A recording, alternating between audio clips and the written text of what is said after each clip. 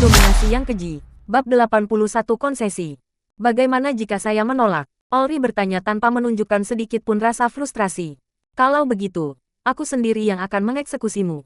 Kurasa kau tahu bahwa mainanmu itu tidak cukup untuk menantangku, kan? Sikap acuh tak acuh Amalia saat mengucapkan kata-kata itu semakin mengejutkan para penonton. Menyaksikan pemandangan ini, Conrad merasa ada sesuatu yang tidak beres. Entah sang janda bangsawan adalah wanita yang tidak berperasaan dan kejam yang mengutamakan kepentingannya sendiri di atas segalanya, atau ada permusuhan yang mengerikan antara ibu dan anak. Mungkin sedikit dari keduanya. Ibu, apakah ibu pikir aku tidak punya siapapun yang mampu membungkam ibu? Jangan khawatir, karena aku berani datang ke sini. Tentu saja aku sudah mempersiapkan diri. Putriku tidak akan menikahi putra mahkota kekosongan agung. Tidak dalam 3 bulan, tidak dalam 3 tahun, tidak akan pernah. Jika kau bertekad bulat untuk mengirimnya ke kehancuran, maka, ini adalah perang. Olri menyatakan hal itu dengan tatapan tegas yang tidak memberi ruang untuk kompromi. Kepala Eksark itu mengerutkan kening, sementara cahaya aneh berkilat di mata Amalia. Jika gereja dan keluarga kekaisaran benar-benar mengerahkan seluruh kekuatan mereka, keluarga kekaisaran pasti akan hancur. Namun, gereja akan mengalami kerugian yang tidak dapat diabaikan. Tidak berlebihan jika dikatakan bahwa gereja mungkin akan kehilangan setengah dari kekuasaannya. Pada saat itu, suku Metze dan Void tanpa ragu akan memberontak, bahkan mungkin bergabung dengan kaum barbar di utara untuk menghancurkan gereja api suci untuk selamanya. Jika keadaan memang mencapai tahap itu, hanya campur tangan gereja surgawi yang dapat menyelamatkan mereka. Ini adalah pertaruhan yang tidak ingin diambil oleh kepala Eksark, Gerhard. Olri, aku mengagumi kasih sayangmu sebagai seorang ayah. Tetapi seorang pria dengan aspirasi tinggi harus tahu kapan harus maju dan kapan harus mundur. Karena yang kau takuti adalah gelar putri mahkota kekosongan agung, inilah tawaranku. Dia bisa menikahi pangeran ketujuh sebagai gantinya. Usia mereka hampir sama, dan tidak seperti kakak laki-lakinya, dia tidak mempraktikkan seni kekosongan tertinggi. Ada 2 alasan mengapa kekaisaran kekosongan agung memiliki tradisi yang unik. Pertama, leluhur mereka telah menyaksikan terlalu banyak kasus di mana ibu-ibu dari putra mahkota dan kaisar merebut kekuasaan dari balik layar dan menimbulkan kekacauan di istana, yang membuat mereka takut hal serupa akan terjadi di negara mereka sendiri. Kamu tidak akan percaya mengapa aku pindah ke Surakarta. Bertemu para lajang, mencari seseorang di Surakarta hari ini. Single flirt, mencari seseorang untuk melakukan, bersama di Surakarta. Single flirt, mencari seseorang di Surakarta hari ini. Single flirt. Yang kedua dan terpenting adalah bahwa Kaisar Agung Void dan Putra Mahkota mempraktikkan seni Void tertinggi, sebuah metode kultivasi yang menumbuhkan hati yang kosong dan tanpa perasaan. Untuk berhasil menyelesaikannya, mereka harus memutuskan semua emosi untuk menjadi diri mereka yang sempurna. Eksekusi sang ibu digunakan sebagai batu loncatan untuk mengembangkan seni kekosongan tertinggi hingga ke puncaknya. Jika itu belum cukup, metode yang lebih drastis akan diterapkan, atau Putra Mahkota akan kehilangan nyawanya. Seorang permaisuri baru kemudian akan dipilih, dan putra sulungnya akan menjalani pelatihan yang sama. Oleh karena itu, banyak permaisuri dan putra mahkota kekaisaran kekosongan agung menggunakan obat-obatan sterilisasi untuk mencegah kehamilan. Mereka yang tertangkap melakukannya akan dieksekusi dan digantikan tanpa pengadilan. Semua ini menjadikan keluarga kekaisaran kekosongan agung sebagai tempat yang mengerikan untuk ditinggali, di mana kaisar dan putra mahkota ditakuti seperti wabah penyakit oleh setiap kerabat mereka. Pilihan Anda yang lain adalah pangeran ketiga dari Kekaisaran Angin Makmur. Secara kebetulan, dia juga berada di peringkat ketiga dalam daftar dan memiliki prioritas tinggi. Lembut dan damai, keluarga Kekaisaran Angin Makmur tanpa diragukan lagi adalah keluarga kekaisaran terhangat di dunia. Adapun pangeran ketiga mereka, meskipun usianya sudah lebih dari 300 tahun, ia terkenal karena toleransi dan hatinya yang lembut. Jika Olri harus memilih menantu untuk permata kesayangannya, pasti dialah orangnya. Namun, begitu putrinya pergi ke Kekaisaran Angin Makmur, dia tidak akan pernah melihatnya lagi. Pikiran bahwa selama berabad-abad mendatang dia tidak akan pernah melihat senyum putrinya lagi sungguh tak tertahankan.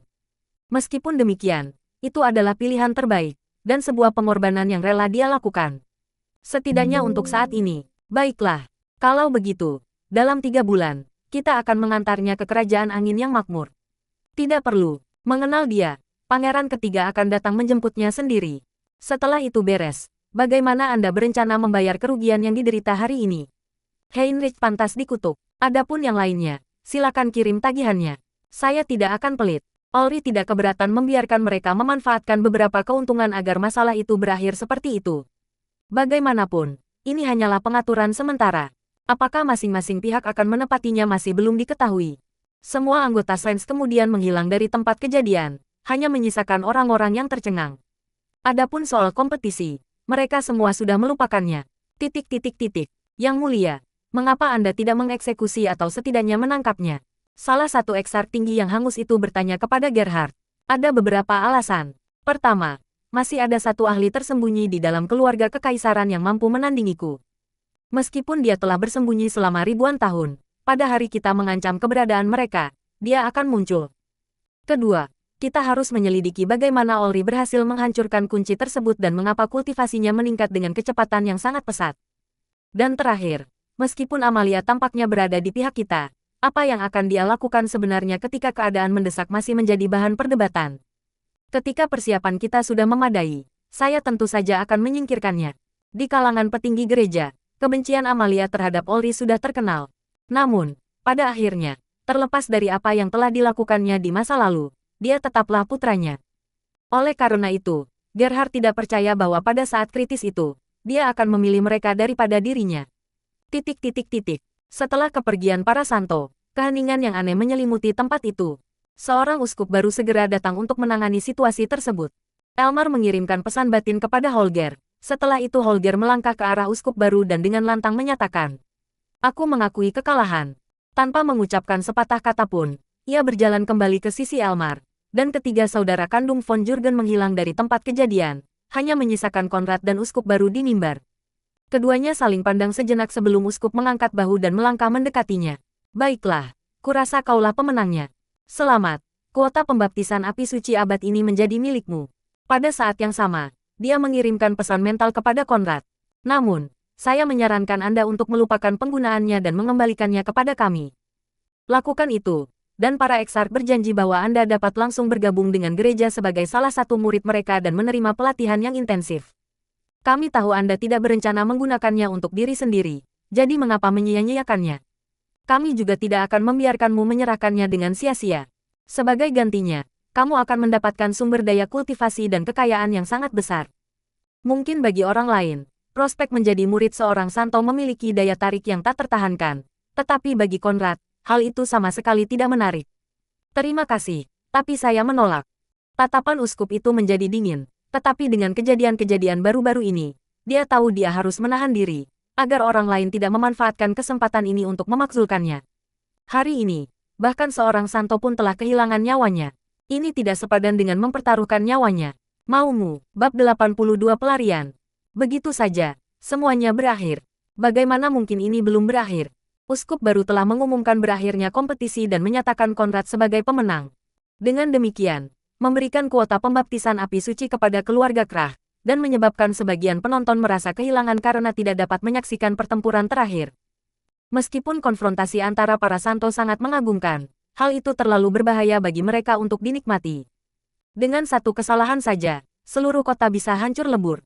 Pertempuran semacam itu hanya menghasilkan rasa takut dan bukan apresiasi. Dibandingkan dengan mereka, persaingan antar generasi muda jauh lebih menarik. Kedua belas adipati itu saling bertukar pandang yang menunjukkan kebingungan yang sama. Yang Mulia kembali membuat terobosan. Kultivasi menjadi lebih sulit di tahap-tahap selanjutnya. Semakin tinggi tingkatanmu, semakin banyak kesulitan yang kamu alami dalam membuat kemajuan. Jadi mengapa kecepatannya justru meningkat sejak ia mencapai kesucian? Dari 12 adipati, mayoritas berasal dari generasi Olri atau generasi sebelumnya. Hanya 2 yang lebih muda. Oleh karena itu, mereka memiliki pemahaman yang jelas tentang kehidupannya sebelum naik tahta. Dari 7 pangeran generasi sebelumnya, Olri berada di peringkat ketiga dan jauh dari yang paling menonjol. Dibandingkan dengan keluarga lain, tentu saja ia adalah talenta yang luar biasa. Tetapi jika dibandingkan dengan kedua kakak laki-lakinya, ia jauh tertinggal. Namun, dalam badai darah yang mengejutkan, ia dinobatkan sebagai kaisar semi-saint pertama dalam sejarah, dan sejak saat itu, kultivasinya meningkat pesat. Jika ada yang mengatakan tidak ada tipu daya yang terlibat, mereka tidak akan mempercayainya. Konrad kembali ke sisi kerabat Krah untuk mempersiapkan pembaptisan yang akan datang. Menurut para pejabat gereja, pembaptisan akan berlangsung pada hari berikutnya. Namun, Konrad tetap merasa bahwa tindakan pencegahan diperlukan untuk menghindari kejutan. Lagi pula, gereja mungkin tidak mau memaksa mereka di depan umum. Tetapi apa yang akan mereka lakukan secara diam-diam sama sekali tidak diketahui. Terutama sekarang setelah mereka kehilangan seorang Exarch dan kemungkinan besar perlu mempromosikan talenta baru. Saat mereka kembali ke kamar masing-masing, dia tetap menjaga Zamira, Daphne, Iliana, dan bahkan Wolf di sisinya, lalu mengungkapkan kekhawatirannya. Hidup lebih penting daripada kemuliaan. Jika mereka sudah mengancammu, mengapa kamu tidak menyerah saja? Iliana membentak Konrad. Kekhawatirannya bukannya tanpa alasan. Meskipun Kaisar Suci dapat menantang gereja, itu karena kultivasinya sendiri sangat menakutkan. Sementara dia juga memegang segel api suci dan pasukan keluarga kekaisaran. Bahkan saat itu pun, dia masih harus membuat konsesi. Tidak ada yang meragukan bahwa jika perang antara kedua pihak benar-benar meletus, keluarga kekaisaran akan menjadi pihak yang dirugikan. Di hadapan musuh yang begitu menakutkan, apakah perlu bertindak gegabah? Jika mereka tidak mundur, siapa yang tahu metode apa yang akan digunakan gereja? Kita tidak datang sejauh ini hanya untuk pulang dengan tangan kosong. Jangan khawatir, karena saya berani menolak mereka. Tentu saja saya sudah menyiapkan langkah-langkah balasan. Karena mereka sudah mengumumkan bahwa pembaptisan akan berlangsung di ruang altar utama besok pagi, apapun yang mereka lakukan, mereka harus bertindak dalam beberapa jam ke depan. Mereka akan menghindari tindakan yang jelas-jelas salah seperti pembunuhan. Paling buruk, mereka akan memilih penculikan dan pemerasan. Apakah kita dapat memanfaatkan kuota tersebut? Akan bergantung pada ketabahan Anda, dan seberapa banyak Anda mampu bertahan. Daphne, Zamira, Wolf, Wolfgang, dan aku, serta anggota kunci keluarga Krah lainnya yang kehadirannya tidak diperlukan besok kemungkinan besar akan diculik. Kami akan disiksa, dan dengan menggunakan nyawa kami sebagai ancaman, mereka akan meminta kalian untuk secara terbuka menolak pembaptisan. Mendengar ini, mata Iliana dan Daphne hampir keluar dari rongganya, sementara mata Wolf dan Zamira menunjukkan campuran pemahaman dan kekhawatiran. Bukan semata-mata untuk diri mereka sendiri, tetapi untuk orang lain yang terlibat. Justru karena itulah kita harus menyerah. Aku tidak akan berdiri di sana dan menyaksikan kalian semua menderita hanya demi kesempatan mencapai peringkat suci. Iliana berseru, tetapi Konrad menepisnya dengan lambaian tangannya. Daphne, Wolf, dan Zamira akan menghilang malam ini, meninggalkan Wolfgang dan aku sebagai satu-satunya target yang layak. Wolfgang akan bergegas kembali ke wilayah kekuasaannya dan memicu pengejaran mereka. Mereka masih belum mengetahui tingkat kultivasinya yang sebenarnya, oleh karena itu, mereka hanya akan mengirim uskup tingkat rendah untuk mengejarnya. Dengan kultivasi semi-saint tingkat ketiganya, dalam setengah hari, dia seharusnya bisa bergegas kembali ke wilayah kekuasaannya. Pada saat itu, mereka akan terpaksa mundur. Aku juga akan mencoba melarikan diri. Namun, usahaku pasti akan gagal. Ketika mereka menangkapku dan membawaku kembali ke gereja, kau akan menerima ultimatum. Ultimatum itu memintamu untuk secara terbuka melepaskan kuota yang kau miliki demi kesempatan bergabung dengan gereja sebagai pendeta wanita. Anda tidak boleh gentar, karena semua mata tertuju pada pembaptisan ini, dan istana kekaisaran mencari kesempatan untuk menimbulkan masalah. Mereka tidak akan berani menyentuhmu. Cara terbaik bagimu untuk membantuku adalah dengan tidak goyah. Iliana menggelengkan kepalanya dengan kuat. Ini tidak sepadan. Kenapa keras kepala? Aku akan menolaknya sekarang. Aku melarangnya. Ketenangan Konrad. Namun perintahnya yang berwibawa, membuat Iliana terpojok di tanah. Aku tidak datang ke sini untuk dipaksa tunduk oleh sekelompok pria dan wanita berjubah. Menyerah pada paksaan adalah sesuatu yang tidak kukenal caranya. Jika mereka berani menyentuhku, tentu saja aku punya cara untuk membuat mereka membayar harga yang mahal. The domineering force echoing from his words forced the four to let go of their apprehension. His stern face then softened, and he adopted a gentle tone. Jangan khawatir, aku bukan seorang masokis. Aku punya cara sendiri. Lagi pula, karena kau wanitaku, tentu saja aku harus membuat rencana untukmu. Iliana menarik napas dalam-dalam, menghilangkan kecemasan di dalam hatinya dan kembali mengambil sikap yang teguh dan tak tergoyahkan. Baiklah, mari kita pertahankan kuota ini. Ketiganya mengangguk setuju. Konrad mengambil tas ruang angkasanya dari Iliana dan menyembunyikan Daphne, Zamira, dan Wolf di dalamnya. Kemudian dia menyembunyikan tas ruang angkasa itu ke dalam jimat ruang angkasa dan mengubahnya menjadi sebutir biji yang disembunyikannya di antara gigi gerahamnya. Kemudian, ia mengirim pesan mental kepada Wolfgang, memberitahunya tentang kejadian tersebut, sebelum bergegas keluar gereja untuk berlari kembali ke rumah Krah dengan kecepatan penuh. Di sana, Wolfgang sedang menunggu. Ayo pergi. Awalnya, kau akan mengikuti kecepatanku.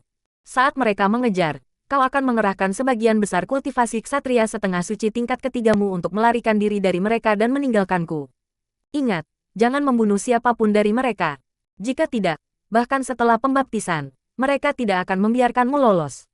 Baiklah, tapi mengapa Anda mencoba agar ditangkap? Wolfgang sebenarnya bisa saja membawa Konrad untuk melarikan diri bersamanya. Konrad tahu itu dengan baik, tetapi tetap ingin ditinggalkan. Karena itu, Wolfgang menyimpulkan bahwa Konrad benar-benar ingin ditangkap. Menanggapi pertanyaan itu, Konrad tersenyum. Tentu saja, tujuannya adalah untuk membuat mereka berdarah dari dalam. Wolfgang tidak mengerti bagaimana Konrad yang kecil itu bisa memberikan pukulan telak ke gereja raksasa dari dalam. Namun, mengingat asal-usulnya yang iblis dan kemampuannya yang luar biasa, dia tidak bertanya lebih lanjut. Dan bersama-sama, mereka berlari keluar dari kota api suci. Bab 83 tertangkap. Dia menolak. Eksark faksi surgawi yang mengambil alih kendali acara mengerutkan kening setelah mendengar laporan uskup. Namun, tak lama kemudian, kerutan keningnya digantikan oleh dengusan meremehkan. Kalau begitu, mereka tidak bisa menyalahkan kita karena bersikap kejam. Terima perintahku. Kau akan memimpin tim yang terdiri dari 3 uskup dan 6 kepala biara untuk menangkap anggota kunci dari keluarga Krah. Ketika nyawa mereka dipertaruhkan, aku benar-benar ingin melihat bagaimana mereka berani menolak untuk tunduk. Uskup itu meminta izin untuk pergi dan, sesuai perintah Eksark, mengumpulkan tim untuk memburu kerabat Krah. Seorang uskup dikirim ke kamar Krah di dalam gereja untuk menangkap Zamira, Wolf, dan yang lainnya. Namun, selain Iliana, hanya anggota keluarga Krah yang tidak layak disebutkan namanya yang tersisa. Tidak bagus, mereka sudah kabur. Para uskup menempatkan Iliana di bawah tahanan rumah, lalu bergegas menuju rumah Krah, dan ketika mereka menyadari bahwa bahkan Wolfgang pun tidak ada di sana, mereka terbang keluar dari kota api suci, menggunakan indera semi suci mereka untuk melacak pasangan yang melarikan diri itu. Bersama Wolfgang, Konrad bergegas melewati pinggiran kota api suci ketika tekanan yang dilepaskan oleh 3 sosok terbang menyerang punggung mereka. Meskipun ketiga uskup itu masih berjarak bermil-mil jauhnya, mereka mengejar dengan kecepatan luar biasa. Tidak akan lama lagi sebelum mereka mendapatkannya. Perlawanan itu sia-sia. Sebaiknya kau berhenti melawan. Salah satu dari mereka berkata dengan nada mengejek. Sekarang, bahkan tanpa pesan mental dari Konrad, Wolfgang sudah siap. Dia meningkatkan kecepatannya hingga batas langkah pertama seorang ksatria setengah suci, melayang ke udara, dan melesat menghilang dari pandangan, meninggalkan Konrad jauh di belakang. Apa? Karena terkejut, ketiga uskup yang mengejar gagal memahami mengapa ksatria transenden tingkat ke-9, Wolfgang, tiba-tiba menunjukkan tingkat kultivasi yang tampaknya sedikit di atas mereka. Sial, kita tertipu. Cepat, kejar dia. Namun, saat 2 dari 3 pembalap itu hendak mempercepat laju dan mengerahkan seluruh kemampuan mereka untuk menyalip Wolfgang, pemimpin tim mereka berhenti dan mengalihkan perhatiannya kepada Konrad.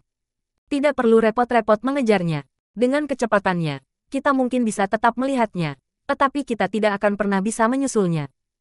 Jika kita mengikutinya secara membabi buta, pada saat dia mencapai wilayah kekuasaannya, kita masih akan berada di belakangnya. Pada saat itu, kita mengganggu wilayah kekuasaan seorang bangsawan. Dia berhak mengirimkan pasukannya untuk menghadapi kita di wilayahnya dan memperbesar masalah. Pertama-tama, mari kita bawa anak itu kembali dan laporkan kepada Eksark. Mudah-mudahan, itu cukup untuk membuat gadis Krah itu goyah. Tekanan dari Semisein menghantam Konrad, membuatnya tak berdaya di tanah. Apa arti dari ini? Dia meraung dengan pura-pura menunjukkan rasa tidak hormat. Ketiga uskup itu memandanginya dengan campuran rasa jijik dan geli.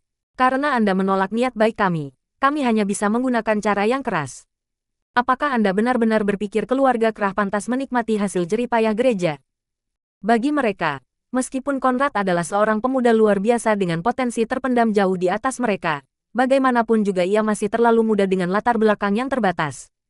Kecuali mereka menemukan pohon menjulang untuk diandalkan. Bakat seperti itu biasanya berumur pendek. Oleh karena itu, mereka tidak terlalu berharap padanya. Jika Anda memang tidak berniat membiarkan orang lain memilikinya, mengapa mengadakan kompetisi untuk itu? Persaingan 100 tahun adalah kehendak gereja surgawi. Kita tidak bisa menolaknya. Namun, itu tidak berarti kita tidak bisa memanfaatkannya. Selain keluarga kekaisaran dan 3 keluarga pangeran penguasa, sangat sedikit yang pernah berhasil merebut kuota dari kita. Kamu tidak akan menjadi salah satu dari mereka. Dalam hati, Konrad mencibir. Setelah itu, mereka membungkusnya dalam sebuah peti harta karun luar angkasa dan kembali ke gereja. Kemudian mereka melemparkannya ke dalam penjara bawah tanah di mana sebuah sel kosong telah disiapkan untuknya. Tak lama kemudian, beberapa pendeta wanita datang untuk mempersiapkannya untuk dipamerkan. Pintu rumah Iliana saat ini dijaga oleh dua ksatria gereja untuk mencegahnya melarikan diri. Seolah diliputi kekhawatiran, dia mondar-mandir sendirian di dalam kamarnya. Kemudian pintu terbuka lebar, menampakkan sosok seorang uskup wanita yang menawan, yang tatapan merendahkannya tidak menyembunyikan rasa superioritasnya. "Mari ikut saya." Dia memberi perintah, lalu seolah yakin bahwa Iliana pasti akan patuh, dia berbalik dan berjalan keluar. Meskipun tampak ragu-ragu, Iliana tetap mengikutinya. Dan saat mereka melewati lorong-lorong gereja, dia bertanya dengan suara gemetar. "Kau membawaku kemana?" Lalu uskup perempuan itu menjawab, "Kamu akan tahu saat kamu sudah sampai di sana." Mereka turun satu tingkat, sampai ke ruang bawah tanah tempat gereja menahan para tahanannya. Kemudian uskup perempuan itu membawa Iliana ke ruang penyiksaan tempat beberapa orang sedang menerima perawatan yang sangat ketat. Seorang pria terperangkap di dalam banteng perunggu dan perlahan-lahan dipanggang hingga mati. Sementara yang lain diikat di sebuah kursi besar yang setiap sudutnya dipenuhi duri. Ribuan duri menusuk dagingnya, memaku tubuhnya di lebih dari 1000 titik dan menyebabkan darahnya membasahi kursi dengan warna merah sementara gelombang panas yang menyengat membakar tubuhnya. Banyak orang lain yang menderita nasib mengerikan yang sama, dan ratapan mereka yang menyayat hati memenuhi ruangan. Melihat pemandangan mengerikan itu, Iliana terhuyung-huyung, hampir jatuh terduduk. Kemudian matanya tertuju pada Konrad yang saat itu digantung terbalik dengan dua wanita muda berdiri di sisinya, masing-masing memegang ujung gergaji yang lain. Secara naluriah, dia mencoba bergegas ke sisinya tetapi ditahan dan didorong kembali oleh uskup wanita itu. Ada sebuah pepatah yang mengatakan bahwa wanita-wanita paling menakutkan di kekaisaran berkumpul di dalam gereja. Itu karena kami yang bertanggung jawab atas Departemen Inkuisisi. Selama bertahun-tahun, kami telah merancang berbagai cara untuk membuat pria yang paling terhormat sekalipun mengingkari orang tuanya, menjebak anak-anaknya, dan memohon agar semua yang pernah ia sayangi dihancurkan jika kami menginginkannya. Anda, seorang penyelidik, memang. Jawaban positif itu membuat hati Iliana yang sudah berdebar kencang semakin diliputi rasa takut. Di seluruh kekaisaran, tidak ada kelompok yang lebih ditakuti daripada Departemen Inkuisisi Gereja. Konon, siapapun yang menjadi sasaran interogasi, mereka tidak akan pernah lagi menjadi anggota masyarakat yang berfungsi. Departemen itu sebagian besar terdiri dari perempuan, yang masing-masing dilatih sejak kecil untuk memiliki hati yang sedingin es. Mereka bisa membelah bayi menjadi dua tanpa merasa menyesal. Ketika Konrad jatuh ke tangan mereka, dia tidak bisa tidak merasa bahwa situasi tersebut telah lepas kendali dari tangan mereka. Namun, ketika dia mengingat jenis iblis seperti apa Konrad itu, gelombang pemahaman menyebar dalam pikirannya. Meskipun demikian, dengan semua variabel yang terlibat, ini tidak berbeda dengan berjudi dengan iblis. Bab 84 Inkuisitor yang kejam. Wajah Iliana bersinar ketakutan, membuat bibir sang inkuisitor melengkung membentuk senyum. Dengan posisi terbalik dan darah mengalir ke kepalanya, Konrad mengamati pemandangan itu dalam diam. Belenggu itu menekan kultivasinya tetapi tidak memengaruhi kemampuan garis keturunannya. Oleh karena itu, situasi tersebut tidak berdampak pada rencananya. Selama Iliana mau bekerja sama, gereja akan segera mengisi pundi-pundi uangnya dan pasukannya yang semakin besar. Namun, dia bisa merasakan keraguan yang semakin meningkat dari wanita itu mengancam akan menggagalkan rencana tersebut. Apa maksud semua ini? Hanya karena kalian tidak bisa membuat kami menyerahkan kuota, kalian ingin menyiksa orang-orang terdekatku untuk memaksaku menyerah. Dia meraung, tetapi kemarahannya bahkan tidak menimbulkan riak di wajah sang penyidik. Memang, jawaban lugas itu membuat Iliana terkejut.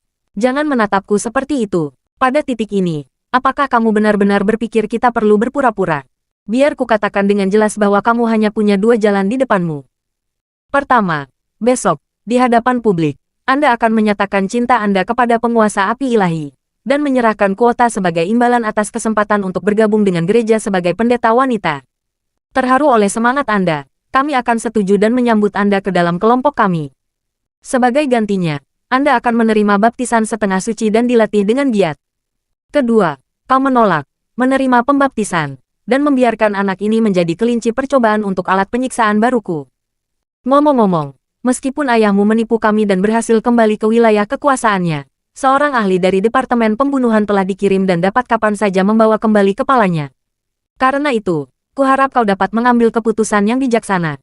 Jika dia sudah siap menghadapi dua bagian pertama, pengetahuan bahwa nyawa ayahnya sudah berada di tangan seorang pembunuh bayaran membuat Iliana kehilangan kendali.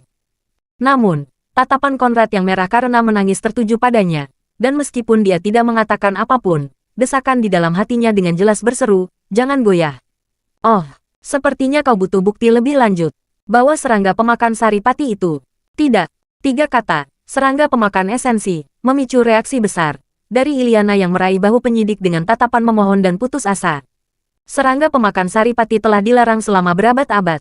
Kamu tidak bisa melakukan ini. Dengan tepukan ringan di bahunya, sang penyidik melemparkannya ke dinding di sebelahnya. Tubuhnya kemudian meluncur ke tanah. Omong kosong. Apa yang boleh dan tidak boleh dilakukan gereja bukanlah wewenangmu untuk memutuskan. Apa kau idiot? Penculikan dan pemerasan juga dilarang, kan? Tapi kau malah melakukannya. Seorang pendeta wanita muda membawa masuk sebuah sangkar besi tempat sekelompok kelabang berwarna hijau tua seukuran ibu jari merayap berputar-putar. Melihat kelabang-kelabang itu, Iliana menggigil. Ini adalah pelajaran lain. Jika kultivasinya telah mencapai tingkat suci, untuk apa semua rencana dan skema itu? Untuk apa ia harus menanggung perlakuan seperti ini? Ia bisa saja meratakan gereja dan selesai. Di dalam dirinya, rasa haus akan kekuasaan yang semakin bersifat iblis mencapai puncaknya, menekan sebagian dari rasa malu dan pertimbangan kemanusiaan yang masih tersisa. Kekuatan fisik binatang stolas tingkat transendennya aktif, dan dari dalam, menyebarkan racun yang mengunci kelabang di dalam perutnya, dan perlahan-lahan mengikisnya. Tentu saja, sang penyelidik yang merasa puas diri itu tidak mengetahui hal ini. Aku ingin kembali. Tentu saja, kamu harus bersiap untuk besok. Jangan khawatir, aku akan menjaga temanmu dengan baik. Setelah mengatakan itu, dia mengutus 2 pendeta wanita untuk membawa Iliana yang terguncang kembali ke kamarnya dan tetap berdiri di hadapan Konrad, dengan kedua gadis yang diam itu tetap berada di sisinya. Kau benar-benar berpikiran kacau. Berapa banyak orang yang ditolak setiap hari, mencoba bergabung dengan gereja. Tetapi kau tidak hanya menerima kesempatan itu, tetapi juga bisa menjadi murid seorang eksark. Namun, kau memilih untuk berpegang teguh pada sesuatu yang terlalu besar untuk tenggorokanmu. Cek, cek, cek, kau hanya bisa menyalahkan kesombonganmu. Aku paling benci anak laki-laki sombong sepertimu. Dia berseru sambil mengorek luka Konrad dengan kukunya. Kemampuan generasi tubuhnya telah aktif, menutup luka di sekitar jarinya. Melihat ini, dia tersenyum lebar. Luar biasa. Aku jarang melihat kemampuan generasi yang begitu menakjubkan. Bagus, sangat bagus. Kita akan bersenang-senang. Kau mengambil kata-kata dari mulutku. Bab 85 balas dendam adalah hidangan yang paling enak disajikan dengan tongkat dan feromon yang membingungkan bagian 1. Jawaban Konrad tidak diterima dengan baik oleh sang penyelidik wanita. Sepertinya kau masih belum menyadari betapa seriusnya situasi ini. Tidak apa-apa, aku tidak butuh banyak waktu untuk membuatmu sadar. Lepaskan ikatannya, gadis-gadis. Gadis yang tak bergerak itu tidak mengerti mengapa Konrad berusaha memprovokasi orang yang memegang takdirnya di tangannya. Apakah dia begitu ingin bertemu leluhurnya? Tentu saja, mereka tidak merasa kasihan padanya, dan sesuai instruksi dari inkuisitor wanita, mereka menyingkirkan gergaji untuk memotong bagian tubuh Konrad, pertama-tama tangannya, lalu kakinya. Karena sebelumnya diikat terbalik, Konrad jatuh ke tanah dengan tengkoraknya membentur beton terlebih dahulu sebelum bagian tubuhnya yang lain menyusul. Bungkukkan kedua tangannya di bawah punggungnya dan bawakan aku buah pir penderitaan. Ya, Inkuisitor. Salah satu dari 2 pendeta wanita itu meletakkan tawaran baru sementara yang lain melangkah ke arah rak dan mengambil alat besi berbentuk buah pir yang terdiri dari 4 daun yang dapat mengembang dengan menarik sekrup di bagian bawah alat tersebut. Pendeta wanita itu mempersembahkan alat musik tersebut kepada Inkuisitor wanita yang memandanginya dengan kegembiraan yang tak tersian embunyikan. Apakah kamu tahu mengapa aku tidak menyuruh mereka mengikat kakimu? Dia bertanya sambil memegang buah pir dan memanaskan daunnya dengan kekuatan magis. Konrad, yang matanya tetap tertuju pada buah pir yang penuh penderitaan itu, tidak sanggup menjawab. Karena aku ingin kau merasa bisa lolos, aku ingin melihat kakimu meronta-ronta berusaha melepaskan diri dari cengkeramanku. Aku ingin memberimu sedikit kesempatan untuk menantang takdirmu saat kau menjerit di bawah buah pirku. Lalu aku akan menekan semua usahamu yang sia-sia dan mencabik-cabikmu. Hahaha. Inkuisitor itu tertawa terbahak-bahak sambil menarik sekrup, menyebabkan sekrup itu membesar, lalu mendorong sekrup itu kembali untuk mengakhiri demonstrasi. Setelah membaca tentang buah pir penderitaan di bumi, Konrad tidak terlalu terkejut dengan alat itu dan tahu betul apa tujuannya. Mengejutkannya adalah begitu banyak alat penyiksaan bumi muncul di dalam penjara bawah tanah gereja api suci. Apakah orang-orang gila di alam semesta semuanya terhubung oleh kesadaran kolektif? Kurangnya reaksi di mata Konrad memicu gelombang frustrasi dalam diri sang penyelidik yang tidak mengerti mengapa dia tetap begitu tenang. Meskipun tidak banyak yang mengetahuinya, tujuan buah pir itu jelas. Begitu melihatnya, siapapun akan tahu bahwa benda itu dimaksudkan untuk dimasukkan ke dalam lubang tubuh. Memikirkan hal itu saja biasanya sudah membuat kebanyakan orang bergidik. Namun, Konrad tetap tenang. Bahkan serangga pemakan esensi yang seharusnya membuatnya kesakitan dan ngeri pun tampaknya tidak terlalu mempengaruhinya. Dia hendak menyuruhnya membungkuk di atas meja dan mempersiapkannya untuk siksaan ketika suaranya akhirnya bergema. Katakan padaku, apa sebenarnya yang kau inginkan? Tatapan mata Konrad menatap langsung ke matanya, dan bersama dengan suaranya, menciptakan daya tarik yang tanpa disadarinya, membangkitkan hasrat terdalamnya. Aku ingin menindas semua orang terkemuka di dunia ini, membuat mereka berlutut di kakiku dan memohon keselamatan untuk memenuhi kebutuhanku akan kekuasaan dan dominasi sekaligus meredakan kebencianku terhadap status quo yang tidak adil. Kata-kata itu terasa alami, namun, begitu dia selesai mengucapkannya, mata sang penyidik melebar karena tak percaya. Para pendeta wanita di sisinya juga merasa bingung, merasa bahwa beberapa kata itu seharusnya tidak pernah keluar dari bibirnya. Namun, mereka bisa memahami perasaannya. Lagi pula, meskipun secara lahiriah gereja tidak melakukan diskriminasi, pada intinya gereja adalah masyarakat patriarki dengan posisi tertinggi biasanya diperuntukkan bagi laki-laki. Alasan mengapa inkuisisi jatuh ke tangan perempuan adalah karena dianggap sebagai pekerjaan kotor yang tidak pantas bagi elit sejati gereja. Tidak akan pernah terlihat seorang teladan atau sosok yang bersemangat bertugas sebagai seorang inkuisitor. Untuk berhasil sebagai seorang inkuisitor perempuan, hanya ada dua jalan, menjadi dingin dan tidak berperasaan atau menikmati sadisme. Namun, setidaknya gereja memberi mereka kesempatan. Di luar, situasinya jauh lebih buruk. Di benua suci, bahkan dengan bakat pertanian yang luar biasa, perempuan seringkali dilarang menduduki posisi kekuasaan. Gelar yang mereka sandang terkait langsung dengan gelar suami mereka, dan hak mereka untuk mewarisi tanah berada di urutan setelah setiap ahli waris laki-laki tanpa memandang senioritas. Pada akhirnya, budidaya mereka hanya berfungsi sebagai hiasan untuk meningkatkan prestise suami. Hanya ada sedikit pengecualian. Tentu saja, banyak di antara mereka menyimpan dendam terpendam. Namun, mereka tidak akan pernah mengakuinya secara terbuka. Hal itulah yang membuat kata-kata sang inkuisitor mengejutkan. Dia berbalik ke arah para pendeta wanita, menatap mereka dengan tatapan tajam yang membuat semua kata-kata di lidah mereka terbungkam, lalu mengalihkan perhatiannya kembali kepada Konrad. Bibirnya kini melengkung membentuk senyum. Sementara tatapan tajamnya menembus pikirannya, dan aroma anggrek yang samar menyebar dari tubuhnya. Keinginan sadisnya untuk mendominasi pria dengan inflicting rasa sakit yang mengerikan pada mereka perlahan berubah dan menjadi kebutuhan yang mendesak untuk meniduri Konrad di sana juga. Untuk memasukkan seluruh panjang tubuhnya ke dalam vaginanya dan menungganginya sampai dia ejakulasi di dalam dirinya. Bayangan erotis mereka berdua dalam berbagai posisi muncul berturut-turut di benaknya, menyebabkan tubuhnya bergetar, dan paha bagian dalamnya cepat basah. Dia ingin mundur, mengalihkan pandangannya dari Konrad, tetapi dia tidak bisa. Tatapan matanya terpaku padanya di tempat dia berdiri dan mengubah keinginan batinnya menjadi hasrat yang mendalam padanya. Adapun kedua pendeta wanita itu, mereka hanya berada di peringkat agung. Oleh karena itu, aroma anggrek saja sudah cukup untuk membuat mereka kewalahan. Mereka jatuh ke tanah dengan tangan mencengkeram perut bagian bawah yang terasa geli dan kaki mengepal erat. Konrad mengabaikan mereka. Fokusnya tetap tertuju pada pendeta wanita itu. Are you sure that's what you want? I will ask again. What is it that you want? Aku ingin menaiki penismu dan menunggangimu sampai kau meledak di dalam diriku. Dia langsung menjawab. Ketakutan oleh kata-katanya sendiri. Dia tergagap, tidak tahu harus berbuat apa. Kekuatan penenun mimpi Konrad sekali lagi aktif, sekali lagi mengubah keinginan batinnya. Sekarang dia tidak hanya ingin menidurinya. Dia ingin dia menidurinya, menindas dan mendominasinya sampai dia tidak lebih dari seorang budak.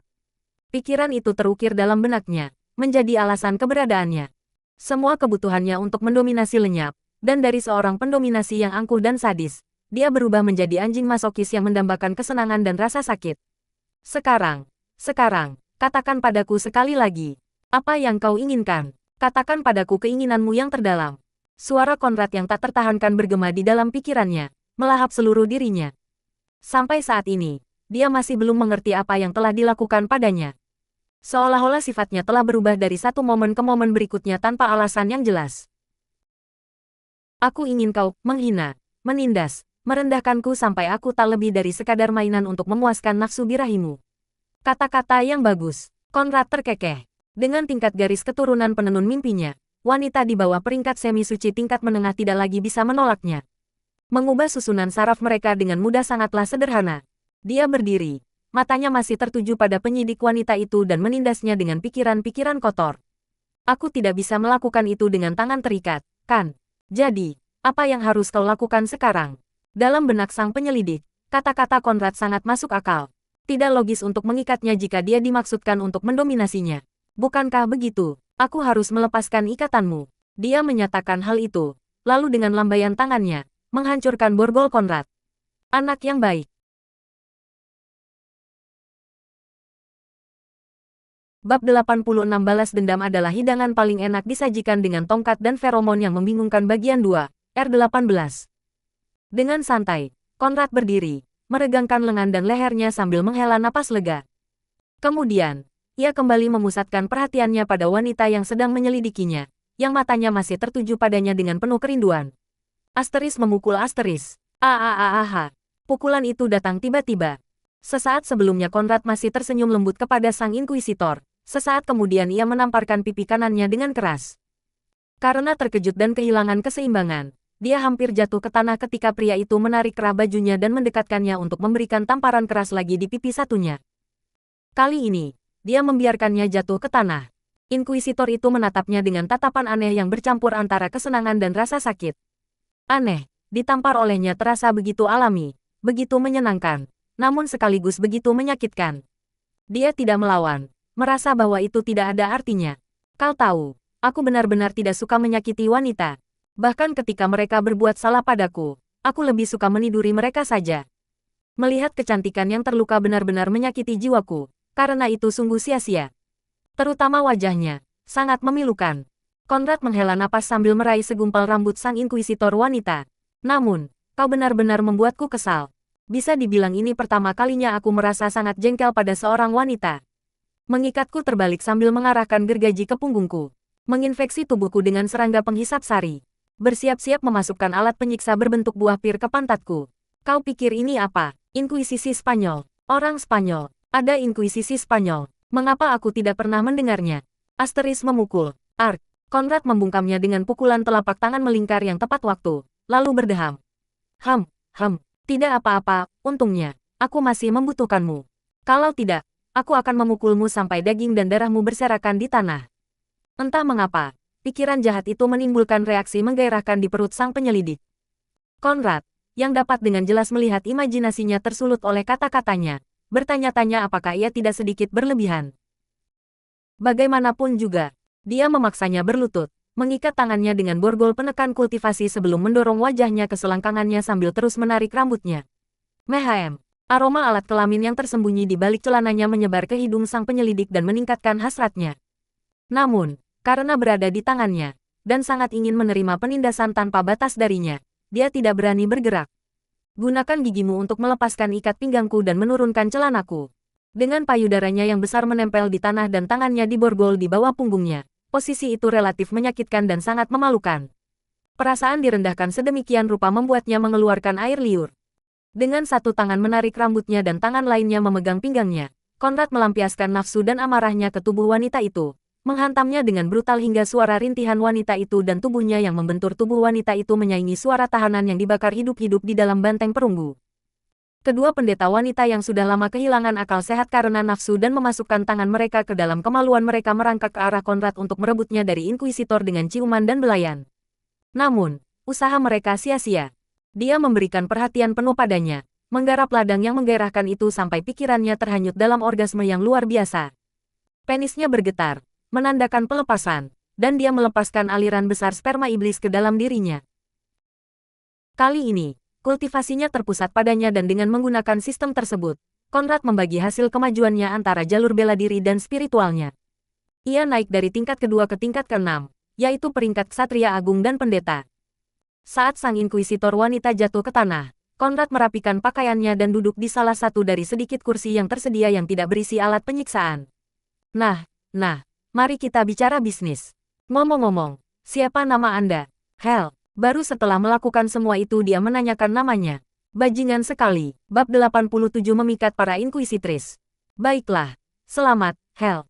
Sekarang kau akan membantuku menaklukkan semua inkuisitor wanita di bawah peringkat semi-suci tingkat menengah. Di dalam gereja, Departemen Inkuisisi mungkin tidak memiliki status terhormat, tetapi itu adalah kekuatan yang patut diperhitungkan.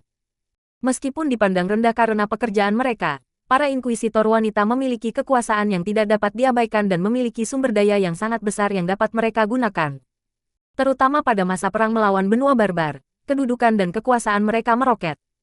Tidak termasuk para peserta pelatihan, terdapat lebih dari 2.000 inkuisitor wanita di dalam gereja, dan di antara mereka, lebih dari 400 orang berada pada peringkat transenden atau lebih tinggi. Secara khusus, para semi-saint tingkat rendah, target Conrad saat ini, berjumlah 50 orang dan mewakili lebih dari 1/5 dari total semi-saint tingkat rendah gereja. Bagaimana mungkin Conrad melepaskan kekuatan yang begitu dahsyat? Jelas, menaklukkan mereka semua besok adalah khayalan belaka. Namun, bahkan jika dia bisa mendapatkan 5 orang, itu sudah merupakan kemenangan. Lagi pula, satu-satunya semi-saint yang saat ini berada di bawah kendalinya adalah Wolfgang. Ambisi Conrad membuat Hel terkejut. Menaklukkan semua inkuisitor di bawah peringkat semi-suci tingkat menengah. Dia pikir dia siapa? Dewa nafsu dan dominasi. Itu tidak mungkin. Tentu saja, itu mungkin. Namun, itu tergantung pada koneksi Anda. Conrad melambaikan tangannya, menyebabkan kedua pendeta wanita yang sedang bermasturbasi dengan ganas itu kehilangan kesadaran. Dalam prosesnya, dia tidak lupa untuk mengubah mereka menjadi budak. Berapa banyak dari para penyelidik wanita itu yang bisa kau kumpulkan di satu tempat malam ini? Hel melakukan perhitungan cepat sebelum memberikan jawabannya.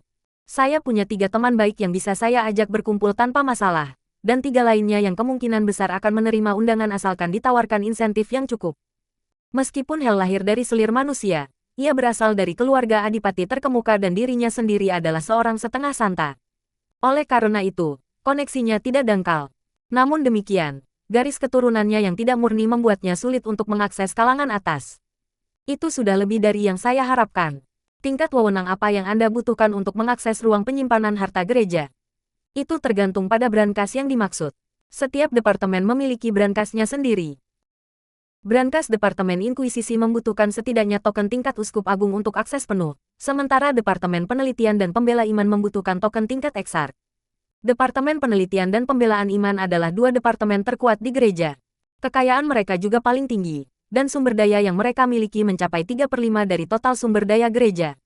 Sementara itu, sumber daya inkuisisi hanya mencapai 1/5. Namun, kehilangan 1/5 itu sudah cukup untuk membuat gereja menderita. Gunakan alasan dan insentif apapun yang kau butuhkan untuk mengumpulkan ke-6 penyelidik wanita itu di kamarmu, dan aku akan mengurus sisanya. Maumu? Conrad menggunakan kemampuan menghilang yang ia peroleh dari sistem untuk lenyap dari tempat kejadian. Meskipun dalam wujud itu ia tidak dapat menggunakan sedikit pun kekuatan spiritual, bahkan para Saint pun tidak dapat melacaknya. Terlebih lagi, kemampuan garis keturunannya masih tersedia. Sesuai perintahnya, Hel mengirim pesan mental kepada ke-6 inkuisitor wanita itu, meminta mereka untuk bertemu di kamarnya untuk membahas masalah mendesak terkait kasus Krah, dan setelah menawarkan beberapa keuntungan kepada mereka yang enggan meninggalkan tugas mereka, dia pergi ke kamarnya bersama Conrad yang tetap tak terlihat di sisinya. Ke-6 inkuisitor wanita itu segera berkumpul di dalam kamar Hel. Alih-alih kamar, lebih tepat menyebutnya sayap karena ia memiliki aula penyambutan untuk menyambut para tamu dan beberapa kamar untuk para pelayannya, serta ruang yang luas untuk berbagai kegiatan. Setelah ke-6 orang itu disambut oleh para pelayan Hel, mereka langsung menuju tempat duduk yang telah ditentukan dan duduk dengan nyaman. Hel mengatakan dia khawatir tentang kepatuhan gadis Krah dan mengalami kesulitan untuk menaklukkan anak laki-laki Krah. Memang, dia ingin kita bersama-sama merancang metode penyiksaan untuk menghancurkan mental anak laki-laki itu secepat mungkin dan membahas cara-cara tambahan untuk memaksa anak perempuan itu jika diperlukan. Meskipun rencana awalnya adalah agar Iliana secara terbuka menolak kuota tersebut untuk mendapatkan kesempatan bergabung dengan gereja, meminta Conrad, pemilik kuota asli, yang melakukannya akan mengirimkan pesan yang lebih kuat. Namun, petinggi gereja menyimpulkan bahwa Iliana akan lebih mudah untuk dibujuk. Menurutku atasan kita terlalu berhati-hati. Mengapa tidak langsung menyiksa gadis itu? Kita bisa menggunakan metode yang tidak meninggalkan kerusakan fisik agar tidak menimbulkan pertanyaan. Terkadang, dengan menargetkan orang-orang terdekatlah Anda mendapatkan pengakuan tercepat. Menurut profilnya, gadis itu sangat memperhatikan hubungan kekerabatan. Jika tidak, dia tidak akan menghabiskan dekade terakhir untuk mengumpulkan sumber daya demi pengobatan sepupunya. Saya percaya pendekatan ini adalah yang terbaik. Jangan lupa bahwa ayahnya juga dalam ancaman. Kita tidak pernah tahu, dengan kesempatan sekali seumur hidup untuk mencapai kesucian, siapa yang bisa memastikan dia tidak akan mengubah prioritasnya. Saya usulkan kita bersama-sama menyiksa mereka berdua untuk memaksimalkan peluang kita. Lagi pula, Jika mereka tidak menyerah pada paksaan, kita akan kehabisan akal. Jika faksi surgawi berhasil mempertahankan kuota, mereka yang berperan penting dalam keberhasilan operasi tersebut pasti akan menerima keuntungan besar. Karena itu, para inkuisitor wanita tersebut sangat memperhatikan situasi ini. Saat mereka berdiskusi, Hel melangkah masuk ke aula penyambutan. Terima kasih telah bergabung dengan saya dalam waktu sesingkat ini. Jika masalah ini tidak begitu penting, saya tidak akan mengganggu Anda. Hel memulai pembicaraan sambil duduk di kursi kehormatan. Kemudian ia bergabung dalam diskusi. Dan saat ketujuh orang itu membahas cara paling efektif untuk membuat Konrad memohon keselamatan, ia diam-diam bergerak di belakang mereka, menggunakan kemampuan penenun mimpinya untuk menulis ulang kebutuhan dan keinginan inti mereka, dan mengubah mereka menjadi budak yang seluruh keberadaannya berputar di sekitar melayaninya. Tanpa mereka sadari, dalam waktu kurang dari 5 menit, mereka telah berubah dari wanita yang kejam dan tak berperasaan menjadi anak anjing jinak yang ingin menyenangkan tuannya. Apa yang kita katakan itu salah. Sebaliknya, saya pikir kita seharusnya membebaskan tuan dan membantunya menghindari penganiayaan. Baiklah, bagaimana mungkin kita membiarkan tuan menderita begitu banyak penderitaan?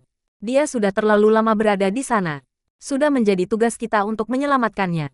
Bagus sekali. Tunggu apa lagi? Ayo segera turun ke sana untuk membebaskannya dan memohon hukuman.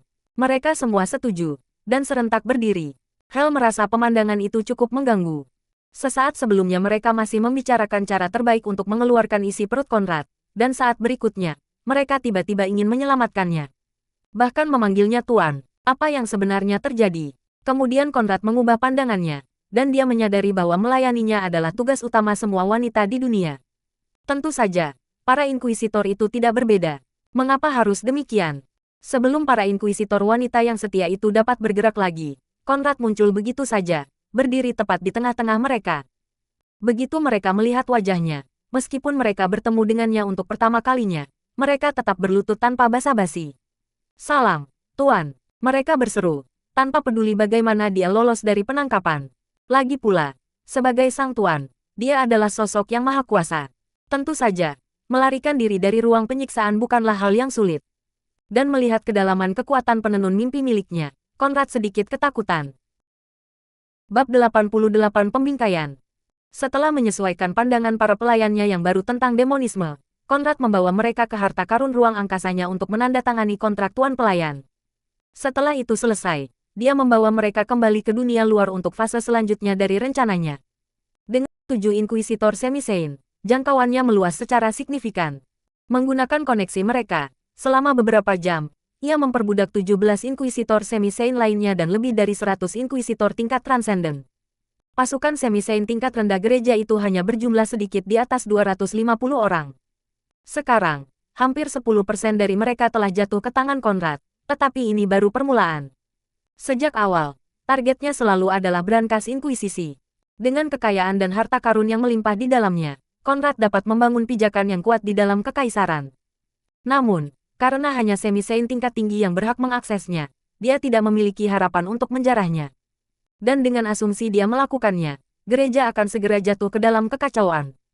Ada 2 syarat mutlak untuk berhasil meninggalkan gereja dengan sumber daya tersebut, rencana yang matang yang memperhitungkan semua variabel, dan seseorang untuk dijebak.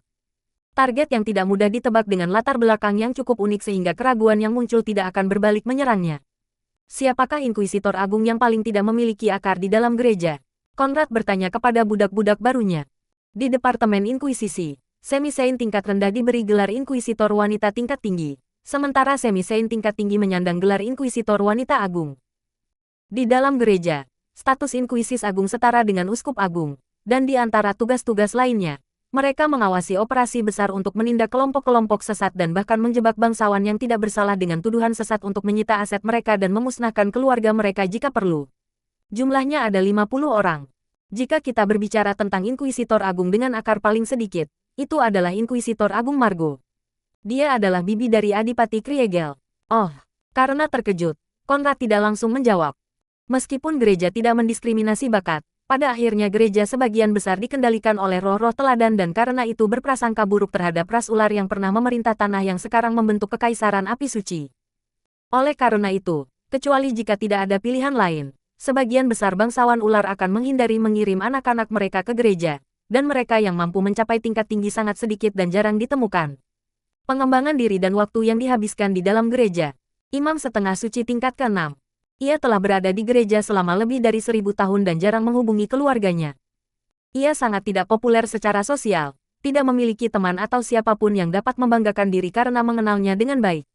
Apa yang dilakukannya di waktu luangnya masih misteri. Namun, ia sangat rajin dalam pekerjaannya dan tidak pernah memberi ruang untuk celaan. Seberapa sulitkah untuk mendapatkan kesempatan bertemu dengannya? Mustahil, kecuali ada alasan yang sangat kuat. Meskipun para eksar kami menugaskannya untuk mengawasi sisa operasi, dia hanya mengirimkan arahan kepada kami melalui para pelayan dan pesan mental.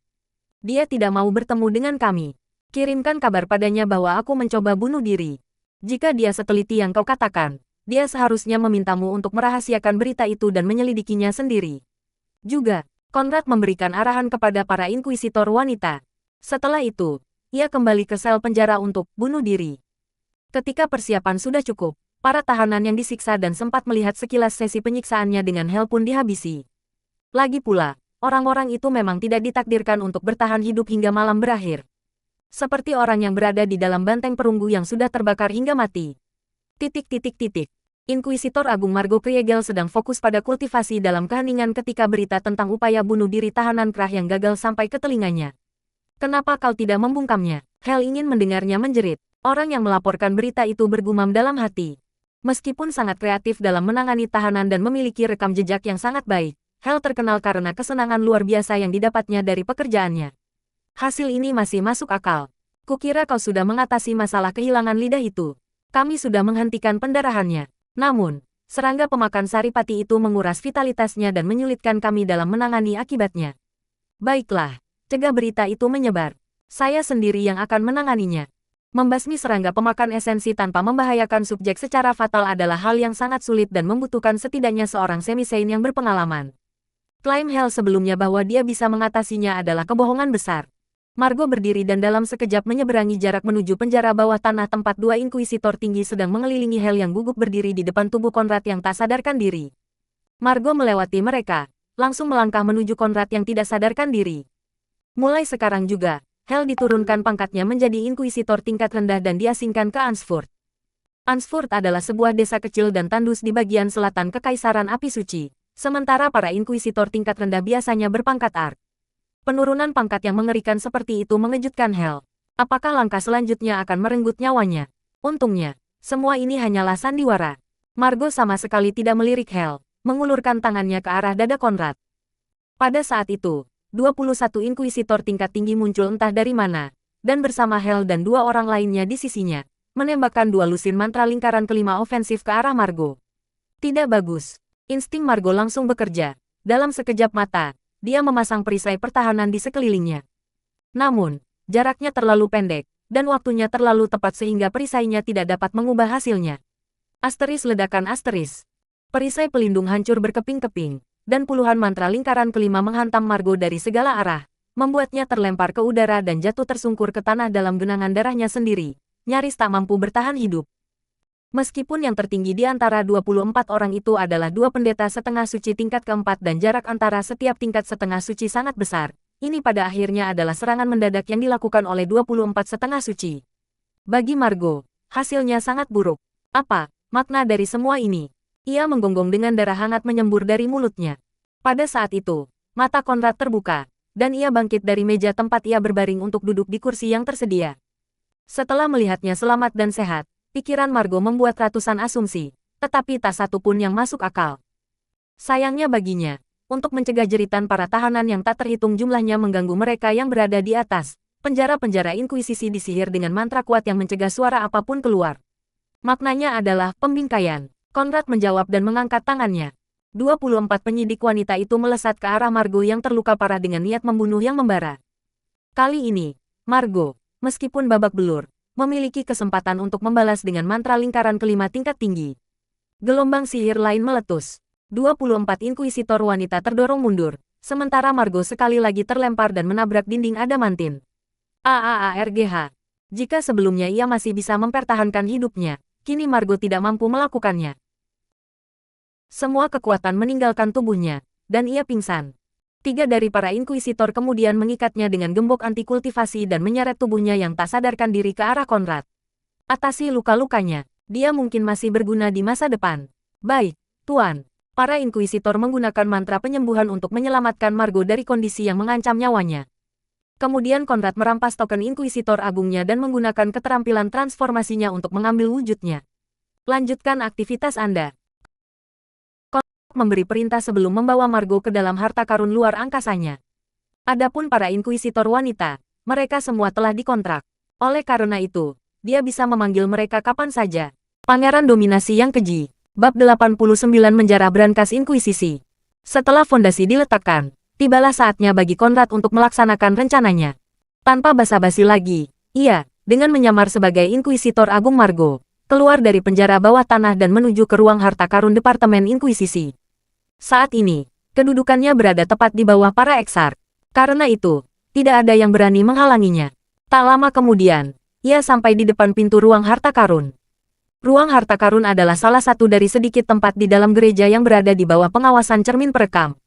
Oleh karena itu, begitu ia tiba, kehadiran Konrad, atau lebih tepatnya, Margo, telah tercatat.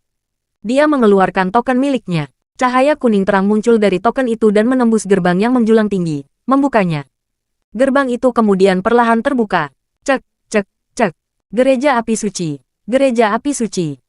Ketika kau mengirimkan undangan yang begitu berani ke depan pintuku, tentu saja, sebagai tamu, aku harus menghormatimu dengan melahap semua yang bisa kumakan. Konrad melangkah masuk, dan pintu tertutup di belakangnya. Ruang penyimpanan harta karun itu tersusun dalam berbagai kompartemen, masing-masing berisi barang yang berbeda. Mulai dari bahan alkimia dan pil hingga artefak, semuanya ada di sana. Konrad bahkan melihat sebuah peti penuh kristal suci. Setelah dihitung, isinya sekitar 200.000. Siapapun yang mengatakan bahwa kerja keras adalah harga kesuksesan pantas dipukuli. Omong kosong apa itu kerja keras? Jelas, perampokan adalah jalan paling andal menuju kehidupan yang kaya dan mewah. Kaya. Aku kaya. Meskipun ini hanya cadangan, dan masih ada lebih banyak yang beredar, itu sudah cukup bagi Konrad untuk mendirikan kerajaannya sendiri. Kekayaan seperti itu sudah melampaui kekayaan keluarga adipati manapun dan bersaing dengan kekayaan para pangeran penguasa. Konrad tidak membuang waktu untuk menelan semua kekayaan ini ke dalam harta karun luar angkasanya, lalu dengan lugas berjalan keluar. Kembali ke sel penjara bawah tanahnya, dia kembali menyamar sebagai Anselm Krah dan memerintahkan kedua penjaganya untuk mengembalikannya ke kondisi tahanan yang keras. Kini sudah lewat tengah malam, bulan masih bersinar terang di langit, dan untuk pertama kalinya setelah sekian lama, meskipun kondisinya paling buruk sejak tiba di dunia kristal kuno, Konrad tidur nyenyak seperti bayi. Iliana tidak tidur sepanjang malam.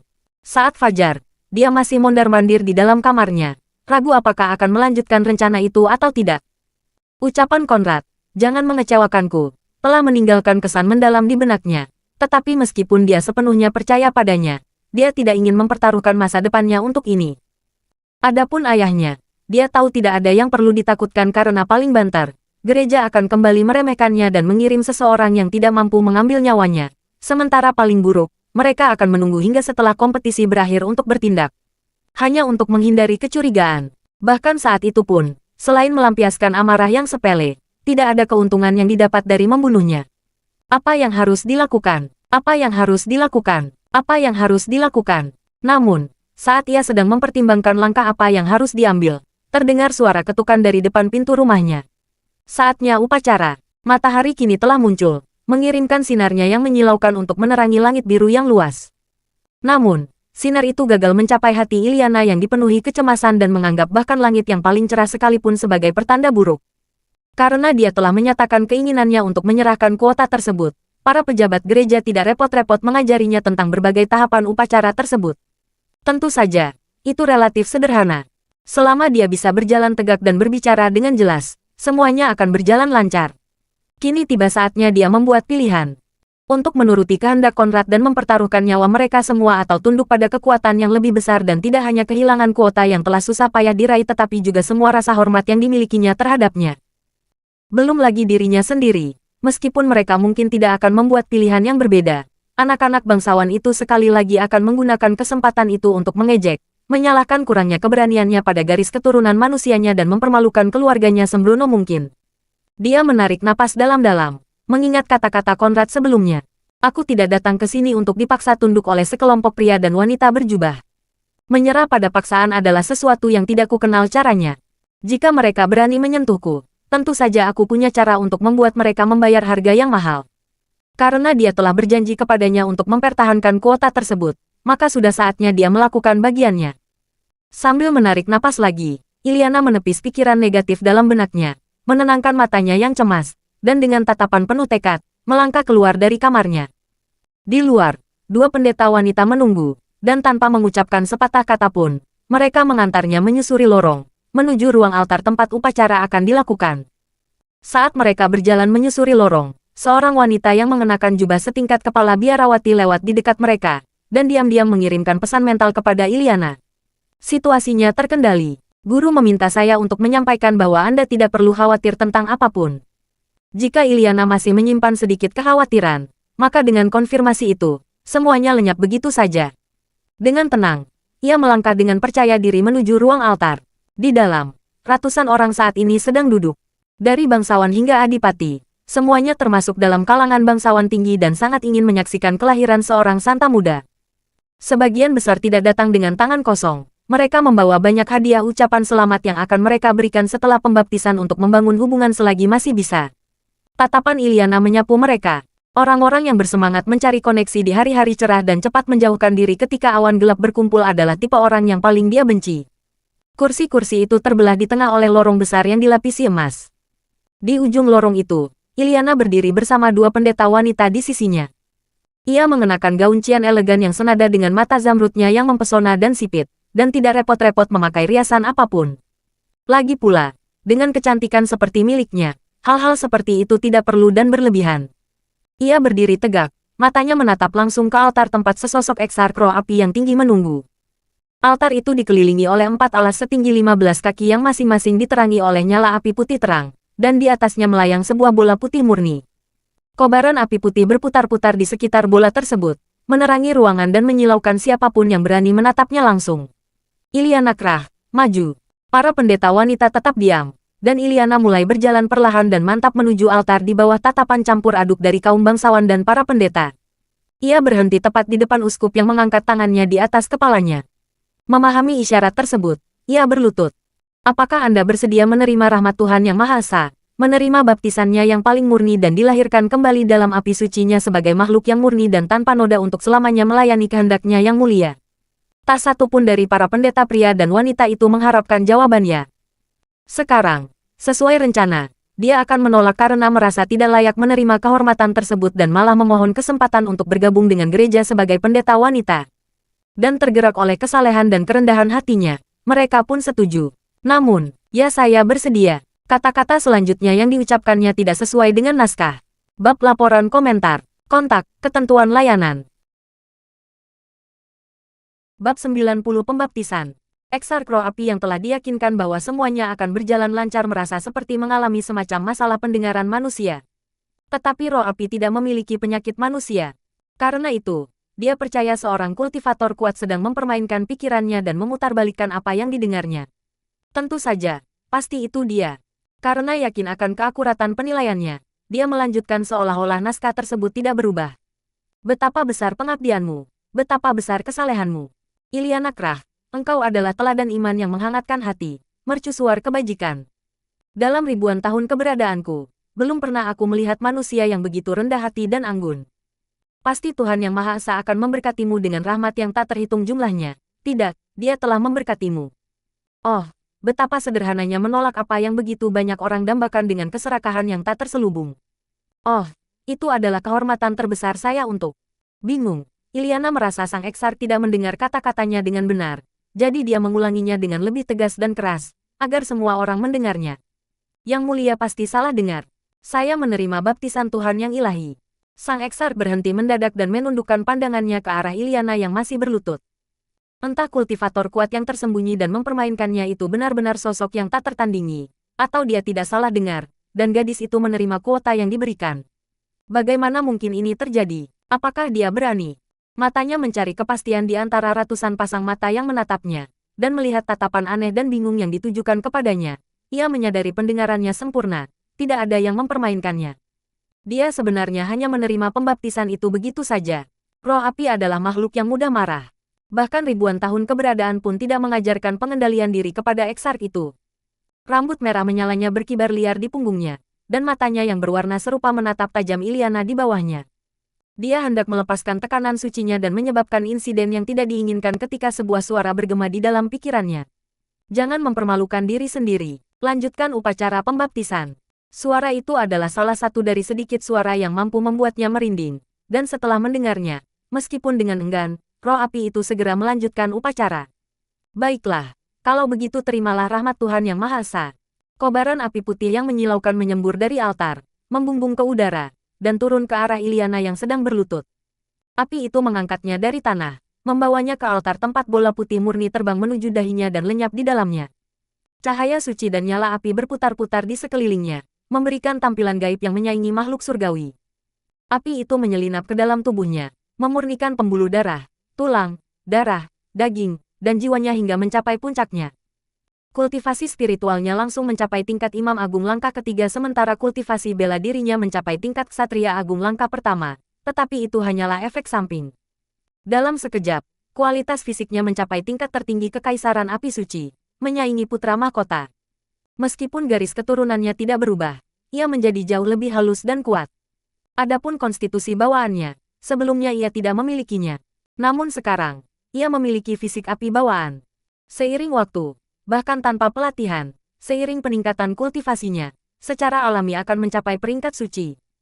Melihat semua keuntungan yang diterima oleh makhluk setengah manusia setengah serangga itu, Exarch Roh Api merasa putus asa. Keuntungan itu seharusnya menjadi milik fraksi surgawinya. Mengapa para inkuisitor wanita terkutuk itu menipunya? Seandainya para inkuisitor wanita tidak berada di bawah yurisdiksinya, dia pasti sudah mengasingkan mereka ke pelosok terdalam kekaisaran. Untuk pertama kalinya dalam hidupnya yang panjang dan bermartabat, ada satu kata yang sangat ingin dia teriakkan dengan sekuat tenaga, sialan. Upacara pembaptisan berakhir, dan bersamaan dengan itu, semua fenomena supranatural yang mengelilingi Iliana pun berakhir. Bola putih itu terlepas dari dahinya, kembali melayang di atas altar sementara sebuah kekuatan lembut mengembalikannya ke tanah. Terima kasih, penguasa api ilahi, atas rahmatmu. Mendengar itu, sang Exarch ingin menyemburkan darah. Tetapi karena tubuh roh apinya sebagian besar terdiri dari api, dia tidak memiliki darah untuk disemburkan. Jadi, dia hanya menarik napas dalam-dalam dan membentak. Upacara telah usai, dan sekarang saya harus kembali berdoa. Bubar. Dan dengan lambaian lengan bajunya yang panjang, dia bergegas keluar dari ruang altar, meninggalkan beberapa bangsawan yang masih tercengang bertanya-tanya apa yang salah dengannya. Kabar tentang berakhirnya pembaptisan dengan cepat menyebar ke seluruh kota api suci, membawa serta berita tentang lahirnya bakat suci yang baru. Pengintimidasi macam apa yang dihasilkan departemenmu sampai-sampai kau bahkan tak mampu memaksa anak-anak bangsawan setingkat kau untuk tunduk. Kau yakin tidak disuap oleh keluarga Kraft? Apakah itu sebabnya hasilmu begitu menyedihkan? Kalah dari seorang kaun yang tidak penting. Sial, apakah kau mengerti pentingnya kuota ini? Pada kaum muda, itu melambangkan potensi menjadi seorang santo, tetapi pada para semi-santo tingkat puncak yang sudah mapan, itu adalah tiket langsung menuju kesucian. Dengan itu, kita bisa langsung mengganti kerugian Heinrich. Dengan para barbar terkutuk itu menunjukkan tanda-tanda akan beraksi. Berapa nilai seorang santo saat ini? Terkutuklah Olri dan terkutuklah cacing-cacingmu yang tak berguna itu. Roh api melampiaskan amarahnya pada salah satu dari dua Exarch yang bertanggung jawab atas Departemen Inkuisisi. Orang-orang kita mengikuti instruksi dengan tepat. Jika Anda ingin menyalahkan sesuatu, salahkan diri Anda sendiri karena dikalahkan oleh bangsawan remeh itu. Anda tidak hanya gagal mengukur kekuatan sebenarnya, tetapi juga memberinya kesempatan untuk menyembunyikan semua kerabat dekatnya. Sekarang kalian mau menyalahkan kami. Perdebatan semakin memanas. Sementara itu, yang lain mendiskusikan apa yang harus dilakukan dengan Conrad. Suruh para inkuisitor wanita membersihkan semua lukanya dan membebaskannya. Just like that, roh api itu tidak bisa menerima akhir seperti itu. Karena kurangnya kerjasama, Conrad adalah salah satu penyebab utama kekacauan ini. Jika dia tidak menghajarnya habis-habisan, dia tidak akan pernah bisa melampiaskan kebencian di dalam hatinya. Tentu saja, begitu saja. Apa, bukankah kau sudah menciptakan cukup banyak keraguan? Apakah kita juga harus bertanggung jawab atas hilangnya tiba-tiba talenta nomor satu baru negara ini tepat setelah kemenangannya? Atau kau begitu bersemangat memberi orang lain kesempatan untuk menimbulkan masalah? Ini, Dua petugas inkuisi turun ke sel Conrad untuk membersihkan dan mempersiapkannya untuk pembebasan. Setelah itu, Mereka membawanya kembali ke atas dan mengantarkannya sampai ke pintu keluar gereja, tempat Iliana telah menunggu selama berjam-jam. Begitu mata Konrad tertuju padanya, dia mengaktifkan penglihatan asalnya untuk melihat hasil pembaptisan tersebut. Apa yang dilihatnya tidak mengecewakannya. Jika dia mampu mencerna semua peningkatan yang didapatnya dan mengembangkannya, kekuatan tempur Iliana tidak akan kalah dari Niels dalam wujud manusia. Ini bahkan akan menjadi langkah yang lebih baik. Sedangkan Iliana, begitu melihatnya, langsung melompat ke dadanya, memeluknya erat-erat. Dia menekan lehernya dengan kuat, seolah takut kehilangannya lagi. Aku tidak bisa bernapas. Bagus, mengapa bajingan sepertimu pantas bernapas? Matilah di pelukanku. Seperti biasa, kata-kata itu tidak sesuai dengan perasaannya yang kini meluap-luap karena lega.